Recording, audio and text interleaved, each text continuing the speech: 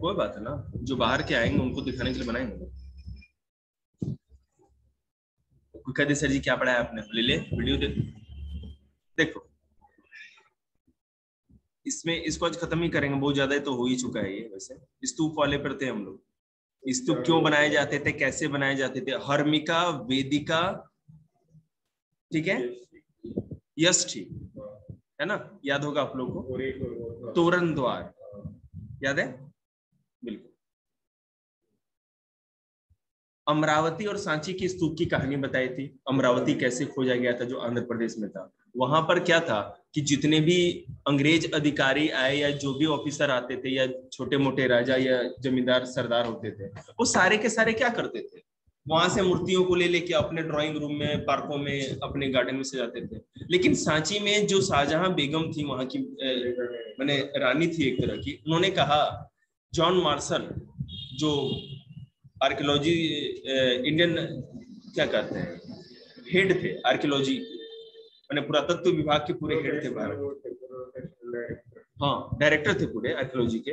तो उनको भी मना कर दिया कि आप यहाँ पे रिसर्च कर सकते हो, बुक लिख सकते हो, आप सब चीज यहाँ पर, मैं म्यूजियम बनवा देती हूँ उसमें आप करो। शाहजहां बेगम ने कहा लेकिन आप यहाँ से कुछ लेके नहीं जा सकते। उन्होंने कहा कि हमें ले जाने का ऑर्डर दो, आप मैंने अलाउ करो, हम इसको लंदन में पूरी दुनिया को दिखाएं। लेकिन पूरी दुनिया को देखना होगा तो भोपाल आएंगे, हम लोग इसको पूरी दुनिया में लेके नहीं जाएंगे, इसीलिए बच गया। तो ये कहानी आप समझ ही गए थे, इसमें मैंने कल बताया था कि क्यों अमरावती नहीं बचा, स्तूप खत्म हो गया, लेकिन सांची के बहुत सारे अवशेष बच गए। मूर्ति कला भी मैंने आप लोग को कल बता दी थी, पत्थर पर गढ़ी गई कथाएं क्या थी। जो भी बौद्ध धर्म की आस्था या उनके विश्वास से जुड़ी हुई चीजें थी, उसको मुख्य रूप से जो बाहर की बाउंड्री या वेदिका होती थी, जैसे यहाँ पर देखिए, ये जो वेदिका है ये बाउंड्री है इस पर, और नहीं तो जो तोरण द्वार होता था, तोरण द्वार यहाँ पर आपको सांची का ये दिख रहा है ना, ये बड़ा वाला, ये तो इस पर ये मूर्ति बनाई जाती थी। मेरे कहने का मतलब है जो गोल गुंबद होता था उस पे कोई भी तरह की मूर्ति उर्ति या पत्थर पे उकेरा नहीं जाता था, ठीक है, क्योंकि वो तो ईंटों की बनी होती थी पूरी की पूरी, वो पत्थर की नहीं बनी होती थी। लेकिन ये जो तोरण द्वार होता था या वेदिका बाहर की होती थी, इस पे पत्थर की नक्काशी की गई थी। और मैं आपको ये भी बता दूं कि बहुत बाद में जितने भी बौद्ध स्तूप थे, है ना, तो उसमें बाद में, क्योंकि जो अशोक था, ठीक है, अशोक का जो फादर था, ठीक है, या उससे अशोक का फादर हो गया, अशोक का दादा हो गया, वो तो महात्मा बुद्ध के समय के नहीं थे, ठीक है, महात्मा बुद्ध के समय के बहुत बाद आए। मगध में का पहला राजा बिंबिसार था और अजात शत्रु, ये महात्मा बुद्ध के समय के थे। महात्मा बुद्ध उस समय धर्म प्रचार कर रहे थे, लेकिन अशोक के समय तो मर चुके थे महात्मा बुद्ध। तो अशोक ने ये जो पहले स्तूप बन चुके थे, जो भी पहले बन चुके थे, तो उनकी वेदिकाओं का बाहर की बाउंड्री या तोरण द्वार का निर्माण अशोक और उसके बाद में आने वाले राजाओं ने करवाया था। और इस समय आपको पता है पत्थर पे नक्काशी या शिल्प की ज्यादा डेवलपमेंट हो चुकी थी, लोग जानते थे शिल्पकारी को, इसलिए हुआ। मूर्तिकला मैंने आपको बता ही दिया था, पत्थर पर गढ़ी कथाएं क्या थी, इसमें जातक की कहानियां थी। जातक मतलब महात्मा बुद्ध के जीवन पर लिखी गई कहानियां, ठीक है, और उन कहानियों का जो भी शीर्षक होता था, विषय वस्तु होती थी या जो भी सब्जेक्ट होता था, उसको किस पे शामिल किया जाता था, इन पत्थरों पर उकेर करके अब छोटी छोटी मूर्तियां, है ना, बना करके इसको दिखाने की कोशिश की जाती थी, ताकि कोई भी आदमी दर्शक देखे तो उसको समझ जाए कि किस चीज से रिलेटेड है। आगे आपको एक साल भंजिका की मूर्ति भी दिखेगी होगी, है ना, हाँ बिल्कुल वही साल भंजिका की मूर्ति। साल भंजिका की मूर्ति क्या थी, पहले तो ये सांची का जो स्तूप है इसके तोरण द्वार पे बना हुआ था, तो लोगों ने सोचा ये बौद्ध धर्म से तो रिलेटेड है नहीं, क्योंकि ना तो भिक्षु ना भिक्षुनियों से रिलेटेड है, तो इसको कैसे माना जाए, ठीक है, कि पत्थर ये मूर्ति कला कैसी मानी जाए कि बौद्ध धर्म से ही रिलेटेड है। तो साल भंजिका की मूर्ति को आगे जब हिंदू धर्म में देखा गया तो इसको सुख और समृद्धि का प्रतीक माना जाता था, साल भंजिका, ठीक है। तो एक शुभ के लिए, जैसे हम लोग घरों पे शुभ और लाभ बनवा देते हैं ना फ्रंट पे दिवाली के समय भी, क्योंकि शुभ होता है वो लकी होता है, तो इसी तरह बौद्ध स्तूपों पे भी बाद में आगे जाकर के तोरण द्वारों पे साल भंजिका की मूर्ति बनाई जाने लगी, ठीक है। आगे देखिए, लोक परंपराएं, ये तो हो गया। आपको मैंने बता दिया है कि इसमें अलग अलग तरह के पेड़ पौधों का, ठीक है, महात्मा बुद्ध के साथ साथ अलग अलग तरह के पेड़ पौधों का, वृक्षों का, ठीक है, लताओं का जो बेल होती है, और साथ ही साथ कई जानवरों की भी मूर्तियां बनाई गई, और जानवरों को भी किसी न किसी सिंबल के रूप में प्रस्तुत किया गया था। जैसे अगर हाथी की बात करें तो हाथी को आपको पता ही किस रूप में माना जाता था।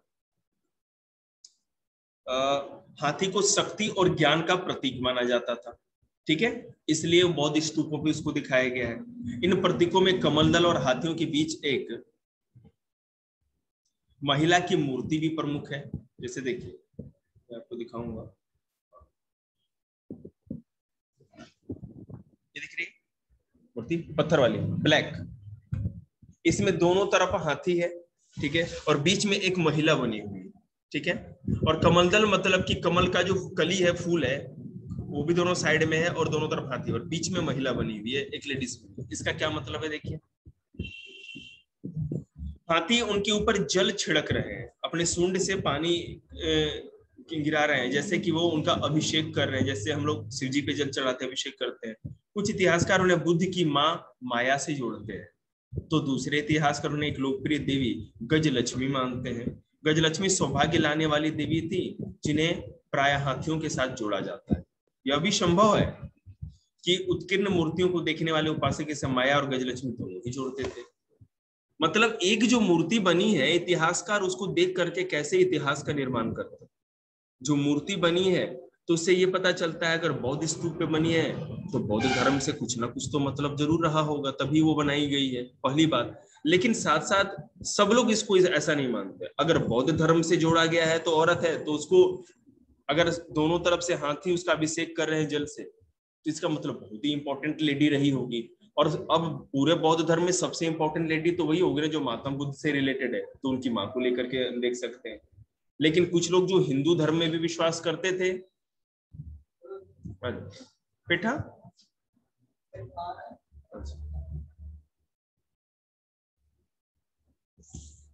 जो हिंदू धर्म में विश्वास करते थे वो इसको गजलक्ष्मी के रूप में मानते थे, और बौद्ध स्तूपों पर इसलिए बनाया गया था क्योंकि गजलक्ष्मी एक सौभाग्य की देवी थी, ठीक है। नई धार्मिक परंपराएं, अब देखिए नई धार्मिक परंपराएं में महायान बौद्ध मत का विकास, महायान बौद्ध मत का विकास। अब देखो मैं आपको बताता हूं कि ईसा की प्रथम सदी के बाद बौद्ध अवधारणाओं और व्यवहार में बदलाव नजर आते हैं। प्रारंभिक बौद्ध मत में निब्बान के लिए व्यक्तिगत प्रयास को विशेष महत्व दिया गया था। देखिए मैं आपको एक चीज बता देता हूँ, सिंपल सा, उसे समझाएगा। कनिष्क जो था एक कुषाण वंश का, जो कि विदेशी थे, जब राजा बनता है, ठीक है, उत्तर भारत का जब राजा बनता है, तो अंतिम बौद्ध संगति हुई, चौथी बौद्ध संगति, चौथी या दूसरी, ठीक है, दूसरी या तीसरी होती, वो मैं आपको बता दूंगा, याद नहीं आ रहा। तो उस समय क्या हुआ, 4 बौद्ध संगतियां हुई थी, 4 महासभाएं हुई थी। तो उसमें जब कनिष्क के काल में बौद्ध संगति या महासभा हुई तो क्या हुआ कि बौद्ध धर्म 2 हिस्सों में बट गया, एक हीनयान और दूसरा महायान कहा गया। हीनयान से मतलब ये था कि जो लोग महात्मा बुद्ध ने जो ज्ञान दी है, जो शिक्षा दी, और जैसा महात्मा बुद्ध ने जीवन जिया है उसी तरह से जीवन जिएंगे, मतलब जैसे साधु जीते। लेकिन महायान ये मानते थे कि नहीं नहीं नहीं, हम लोग अब जैसे हीनयान मानते थे कि महात्मा बुद्ध ने क्या किया था कि तुम खुद ही अपनी ज्योति बनो और खुद ही ज्ञान के लिए प्रयासरत रहो, खुद ही ज्ञान पाओ, आपके अंदर क्षमता है। लेकिन महायान बोलते हैं कि नहीं, ऐसा संभव नहीं है, जब तक महात्मा बुद्ध की या किसी ईश्वर की कृपा नहीं होगी हम ज्ञान नहीं पा सकते। तो महायान लोग ही महात्मा बुद्ध की मूर्ति बना करके रहने पूजा करने लगे, तारा देवी उनकी माँ जो थी उनकी पूजा करने लगे, और पूजा करके भी सोचते थे कि हम ज्ञान की प्राप्ति कर सकते, जैसे हिंदू धर्म में था, ठीक है। तो महायान और हीनयान 2 धर्म बट गए बौद्ध धर्म में। महायान आधुनिक धर्म था, बौद्ध धर्म का ऐसा बदला हुआ रूप था जिसमें सभी लोग आसानी से उसको फॉलो कर सकते थे।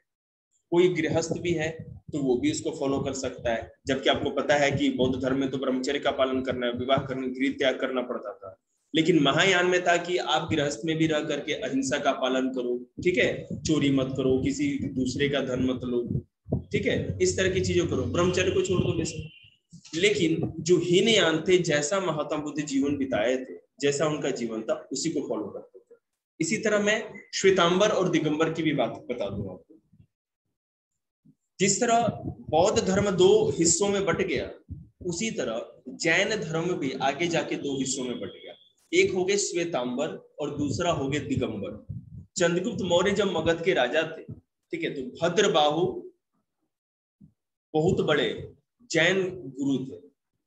शुरुआती दौर में चंद्रगुप्त मौर्य जैन धर्म का था, आगे जाके उसने बौद्ध धर्म भी अपनाया, लेकिन जीवन के अंतिम समय में उसने जैन धर्म अपना लिया था, ठीक है।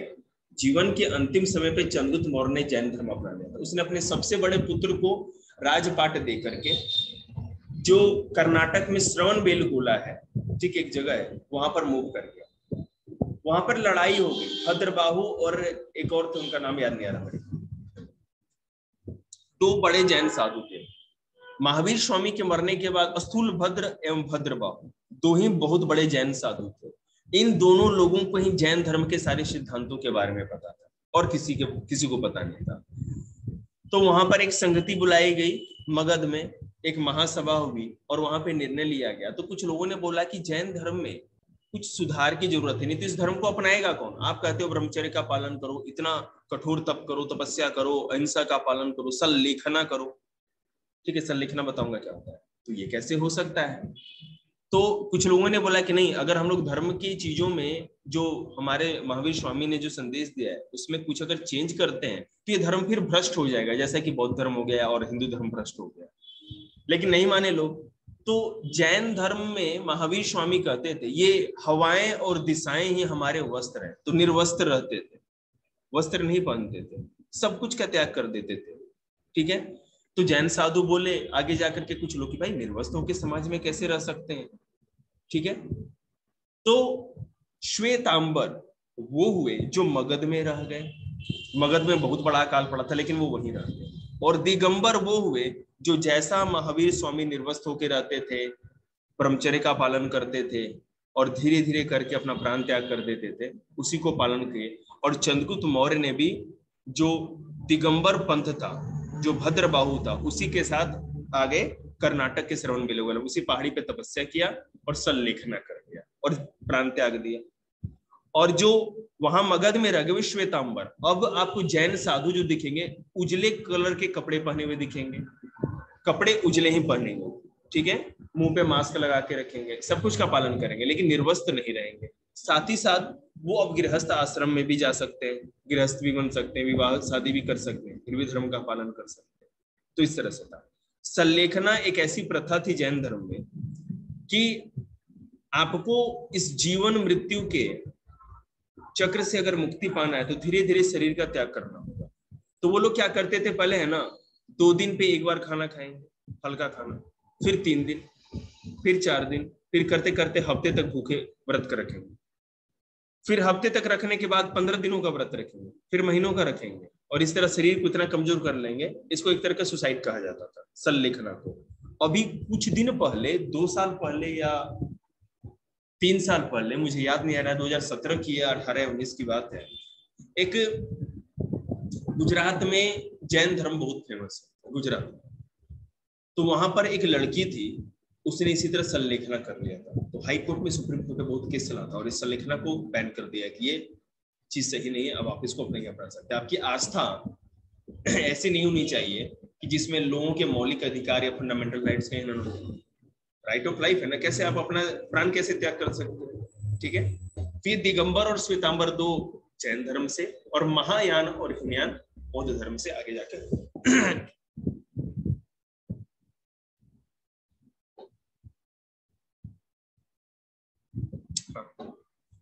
देखो,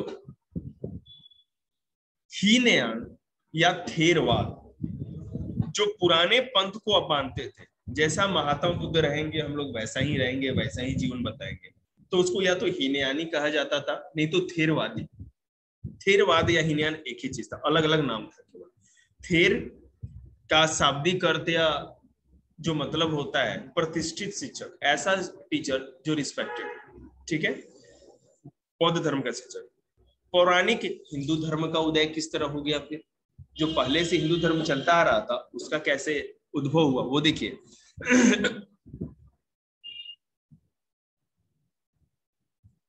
देखो अभी हम लोग जो पूजा पाठ करते हैं उसमें 3 तरह के देवताओं की पूजा होती है। या तो वो ईश्वर शिव से रिलेटेड होंगे, या तो किसी ना किसी रूप में विष्णु भगवान से रिलेटेड होंगे, और नहीं तो शक्ति से, मतलब कि माँ दुर्गा से रिलेटेड होंगे। और इनके अलावा तो कुछ है नहीं, किसी भी देवता को इन्हीं तीनों से जोड़ के रखा गया है। तो पौराणिक हिंदू धर्म का उदय का मतलब है कि सबसे पहले 2 धर्मों का विकास हुआ हिंदू धर्म में। वैदिक धर्म के बाद, वैदिक धर्म क्या था, गाय की पूजा करो, यज्ञ करो, ये सब होगा। लेकिन आगे जाकर के सोचा गया हिंदू धर्म में भी कि इसमें भी कुछ सुधार की जरूरत है, क्योंकि वेद को अब कोई मानता नहीं, यज्ञ कोई कर सकता नहीं, इतनी कॉस्टली चीजें होती है।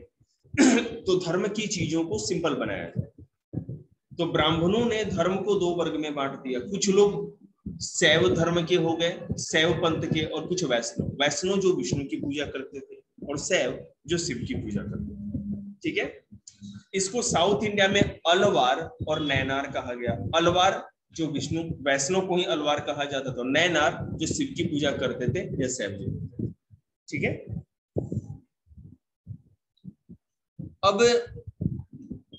अब अगर वैष्णव धर्म को देखो आप, तो वैष्णव धर्म में भगवान विष्णु के जो 10 अवतार थे, उनकी कहानियां प्रस्तुत की गई। उनकी स्टोरी को लेकर के आगे बढ़ा गया, और अलग अलग की जितनी भी उनके अवतार थे, वैष्णव अवतार, मीन, वराह, जो भी अवतार था, राम कृष्ण, यही तो है ना, बुद्ध। आगे जाकर के क्या किया गया कि महात्मा बुद्ध को भी जोड़ दिया गया कि ये विष्णु के अवतार है। आपको पता होना चाहिए, बुद्ध को भी भगवान विष्णु का अवतार कहा गया। क्यों कहा गया? इसलिए कहा गया हिंदू धर्म की प्रतिष्ठा को बढ़ाने के लिए, कि बुद्ध भी कोई बहुत बड़े नहीं है, माने अलग नहीं है, हमारे ही धर्म से रिलेटेड, अपने धर्म से जोड़ दिया गया। ये ब्राह्मणों का प्रपंच था।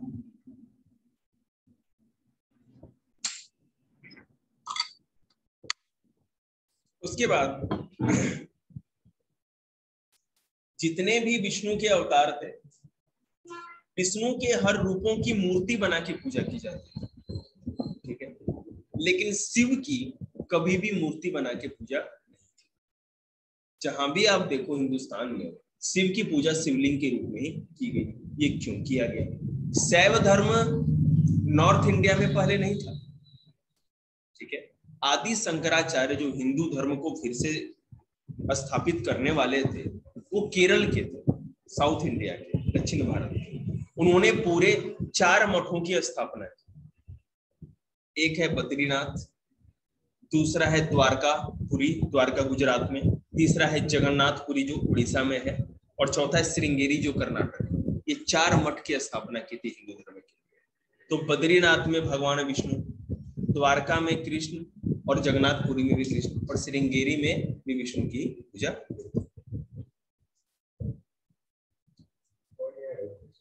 हाँ जी, कोई बात ना, अपना ही घर है।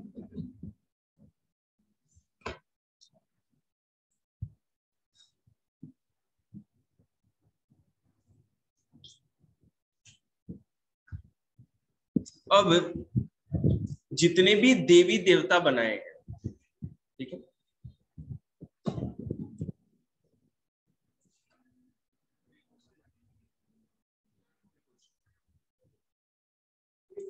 जो भी तुम चाहो, तो अब ज्यादा से ज्यादा मंदिरों को बनाया गया। आपको द्रविड़ शैली जो साउथ इंडिया में ऊपर मंदिर जो सपाट रहता था, फ्लैट, वेसर शैली जो थी, वेसर नहीं, क्या कहता, द्रविड़, वेसर, नागर शैली, उत्तर भारत में नागर शैली वाली मंदिर है, और जो उड़ीसा के साइड में था वेसर शैली वाली। तो इस तरह के मंदिरों का ज्यादा से ज्यादा निर्माण करके, वहां भगवान की स्थापना करके, विष्णु की, शिव की, इनकी स्थापना करके पूजा पाठ को बढ़ाया गया, ताकि लोगों में हिंदू धर्म का प्रचार, ठीक है। अब मंदिरों को, जैसे स्तूपों का निर्माण आपने देखा, तो मंदिरों के निर्माण को देखेंगे। देखिए, सबसे पहले शुरू में मंदिर एक चौकोर कमरे के रूप में थे, जिन्हें गर्भगृह कहा जाता था। जब भी मंदिर में जाएंगे तो जहां भगवान की मूर्ति रखी रहती है उसको गर्भगृह कहा जाता है। ठीक है। इनमें एक दरवाजा होता था जिसके उपासक मूर्ति की पूजा करने के लिए भीतर प्रविष्ट हो सकता था, अंदर जाता था दरवाजे से। धीरे धीरे गर्भगृह के ऊपर एक ऊंचा ढांचा बनाया जाने लगा जिसे शिखर कहा जाता था। ये जो ऊंचा बनता है ना, उसको शिखर कहते हैं। ठीक है। मंदिर की दीवारों पर अक्सर भित्ति चित्र उत्कीर्ण किए जाते थे, मतलब गोद गोद के वो पत्थर पे जो मूर्तियां छोटी छोटी बनाई जाती। ठीक है। हाँ जी। हाँ, बाद के युगों में मंदिरों के स्थापत्य का काफी विकास हुआ, जब मंदिरों के साथ विशाल सभा स्थल, ऊंची दीवारें और तोरण भी जुड़े। ठीक है। पहले तो मंदिर एक ऊंचा शिखर हो जाता था, गर्भगृह नॉर्मल मंदिर तो ऐसा ही होता है, लेकिन आगे जाके क्या हुआ ना कि चारों तरफ तो वेदिका बाउंड्री बनाई जाएगी, उसका बहुत बड़ा प्रांगण होगा, बहुत बड़ा आंगन होगा, बीच में मंदिर होगा, उसके ऊपर शिखर और बीच में गर्भगृह होगा।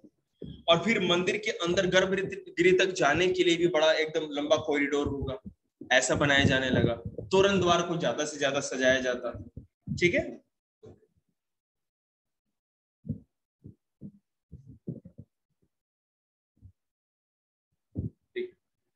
कभी कभी क्या था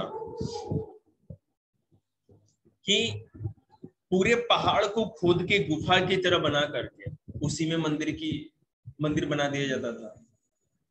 ठीक है। कैलाश मंदिर जो दक्षिण भारत में है, कैलाश टेम्पल, वो भारत का एकमात्र, दुनिया का एकमात्र ऐसा टेम्पल है जो पूरा का पूरा मंदिर एक ही बहुत बड़े ग्रेनाइट पत्थर को काट के तराश करके बना दिया गया। उसमें कोई पत्थर ईंट कोई जोड़ा नहीं हुआ, उसी को खांचे बना दिया।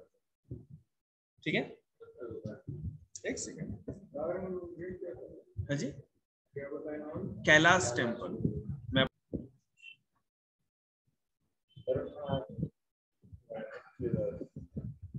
ऐसे बच्चों को बुलाते हैं।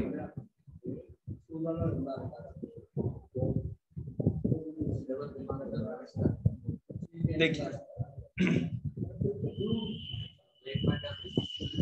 संलेखना समझ तो नहीं है, उपवास करना, उपवास करके धीरे धीरे शरीर को कमजोर करके प्राण त्याग कर देना, ये जैन धर्म में होता है। देखिए, सबसे प्राचीन कृत्रिम गुफाएं अशोक के आदेश पर आजीवक संप्रदाय के संतों के लिए बनाई गई थी। मैंने अंडरलाइन किया है, और ध्यान दीजिए बाबू जी, यही पेपर में आएंगे ऑब्जेक्टिव्स में 50% जो हवा में उड़ रहे हो। तो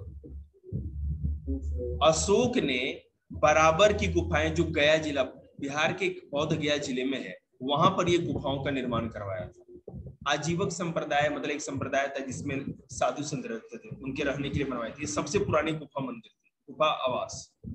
यह परंपरा अलग अलग चरणों में विकसित होती रही। इससे सबसे विकसित रूप में 8वीं सदी में कैलाशनाथ शिव का एक नाम के साथ मंदिर में नजर आता है, जिसे पूरी पहाड़ी काटकर उसे मंदिर का रूप दे दिया गया।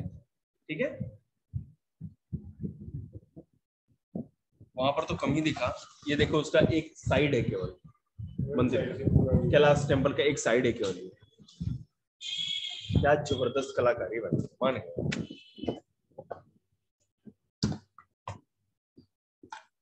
उनकी कलाकारी के चक्कर में मेरा 1 GB नेट हो गया।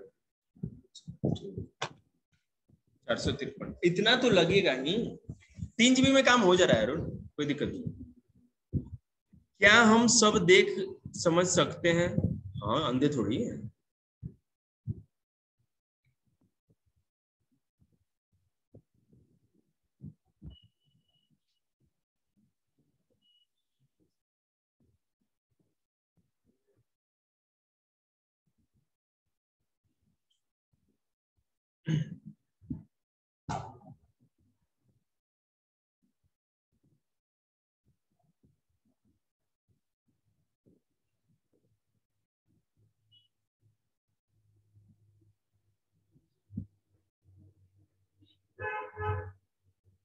देखिए, उसके बाद मैं आपको बताऊं कि जो ये मूर्ति कला थी, इसमें गांधार की मूर्ति कला भी शामिल है। गांधार जो कि आपको यहाँ पड़ता है अफगानिस्तान के साइड में, और यहाँ यूनान के राजा लोग थे, यूनानी लोग, जब यूनानी लोग भारत में आए तो वो लोग अलग तरह की मूर्ति बनाते थे। जैसे कोई अगर भगवान या ईश्वरी बना रखा है तो उसको भी कोट पैंट बना देते थे, क्योंकि उनके ईश्वर ऐसे ही होते थे।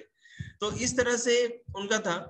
तो जो यूनानी मूर्ति कला थी, जो लोग यूनान से आए थे, मतलब सिकंदर के समय के थे, काफी मिलती जुलती थी। चूंकि विद्वान यूनानी परंपरा से परिचित थे, इसलिए उन्होंने उन्हें भारतीय मूर्ति कला का सर्वश्रेष्ठ नमूना माना। अब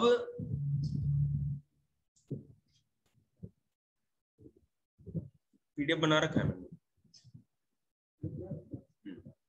किसका किसका? अरे तेने पढ़ने का बुक ले जाना, क्या दिक्कत है? बस सुबह आके दीजिए, और दिन तेने ले जा, सुबह दे जा। किसने मना किया था?